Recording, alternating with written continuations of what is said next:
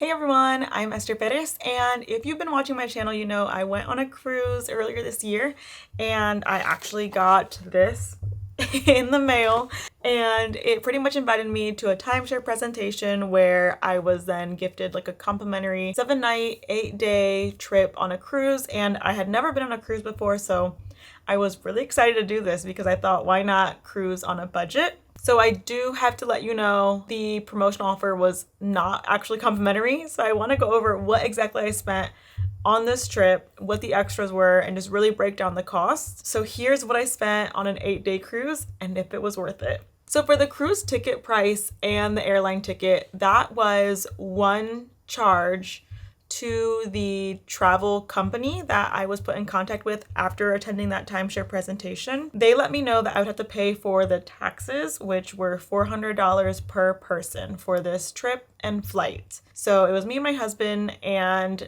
I will say, I think because it was listed as complimentary, they were trying to get me on the airlines that are typically cheaper. One of the trips included flying on Spirit Airlines, and unfortunately, we're just not fans of Spirit Airline.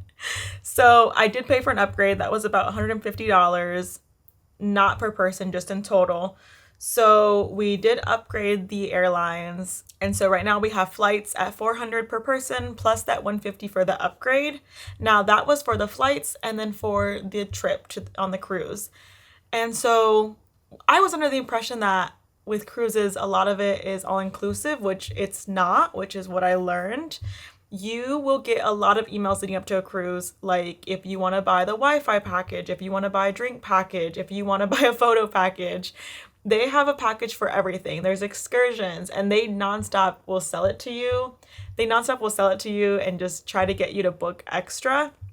So I would say if you're booking a cruise because you think like, oh, it might be a cheap way to travel, just know that what you pay up front might not be your end cost. Moving along, so once we were on the cruise ship, we thought, okay, we do need Wi-Fi because unfortunately the app that was supposed to work without Wi-Fi wasn't really working the greatest, and it felt like I had no signal and really couldn't talk to my husband, even though we were both on the same ship.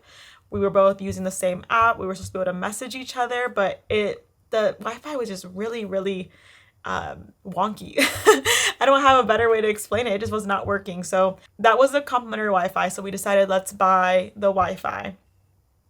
Dion bought it on the first day and I bought it on the second day of the cruise ship. So it came out to be around $340 for the both of us. And I definitely suggest buying this before you go on your cruise. Before you go on your cruise, the price is typically lower for Wi-Fi. So if you're going on a cruise soon, buy it beforehand. Like I mentioned, the drinks were included. So for the drinks, we spent $193 for drinks on the cruise. And so we would have one drink sporadically every now and then for dinner. We didn't want the drink package because we thought it might be a waste of money. And I'm actually happy we didn't get the drink package because one, the vacation, it wasn't, I would say like one of those vacations where you're just trying to drink the whole time. It was definitely a like, let's see if we like cruises. Let's figure it out and try to like learn about cruises. And I definitely think the drinks also weren't even made that great. I had the worst pina colada I've ever had in my life while on the cruise. So I would say if you're gonna go on a cruise and because you want to like party, get drunk, I just don't think a cruise is the right spot for that. I would suggest like an all-inclusive resort where everything you pay really is up front and they're not trying to get you to buy like a drink package, which might be overpriced. I also heard that on cruises they limit your drinks if you do have a drink package, so look into that if you are getting one. Now back to not everything being included in a cruise. Our food was included, there was like a free little ice cream machine, but specialty dining like sushi or the steakhouse or even some of like the ice cream and the crepe locations were not included. So I did spend at those, I wanted a crepe and I wanted some ice cream so bad. I spent about $17 in total. Do I think that it was worth it? I think so. It was a really tasty treat. I think if you go on a cruise, you just have to keep in mind that like you're gonna spend money while you're there. I think it's almost impossible to just book a cruise outright and then get on the boat and not spend anything. there's just so much there that like that could elevate your experience, if that makes sense. Now, for excursions, we did not book any excursions. I was like really against it because it just seemed really overpriced when they handed out the packet with the excursion details and prices.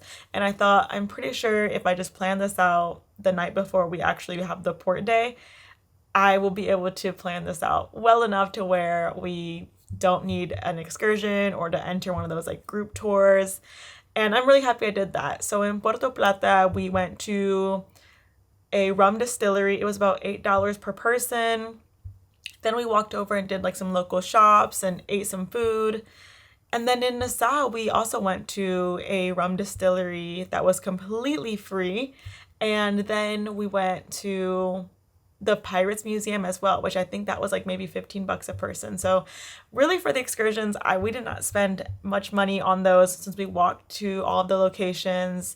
All the areas were very walkable and we had our walking shoes on. And so I think for me, the port days were my favorite days of the cruise because we were able to get out, enjoy ourselves, really mix in with the locals. My only regret is that the days are so short. You have like 6 to 8 hours to get off of the boat, go find things to do, walk around.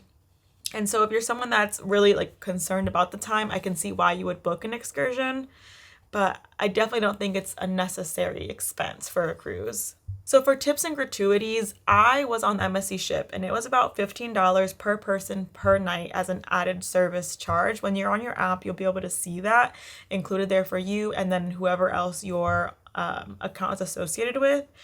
I was tipping in cash and so was my husband, so we decided to remove these charges, but if you don't remove them the night before you dock back at home, the charges will stay on your account. So if you are interested in removing them, you will have to go the night before or anytime during the week to the guest services area and speak with one of them. It wasn't hard to get it removed. I just let them know that I wanted to get the gratuity service charge removed, and they were able to remove it without many questions being asked after.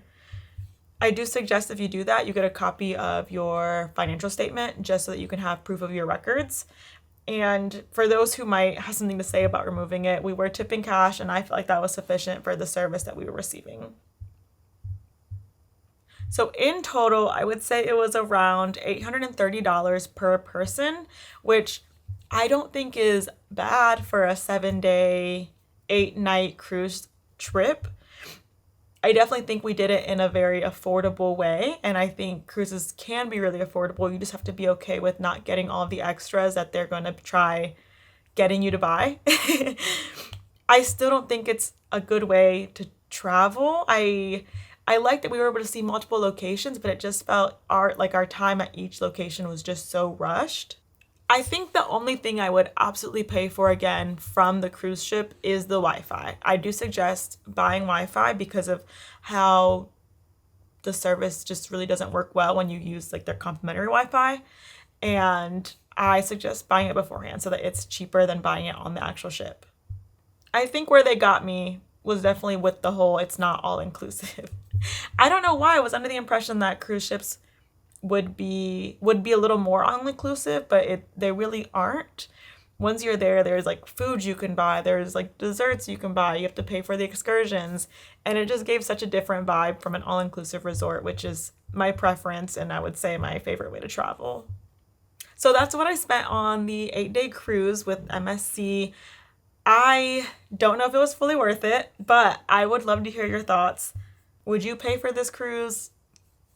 Give me your honest thoughts. And if you have gone on cruises and you liked it, please feel free to let me know what cruise you were on. I think it's really important to share that information in the comment section since I had an awful time and I truly don't think I'll go on a cruise again unless I absolutely have to. So that's how much I spent on my 8-day cruise. I hope you all enjoyed this video. Thanks for watching.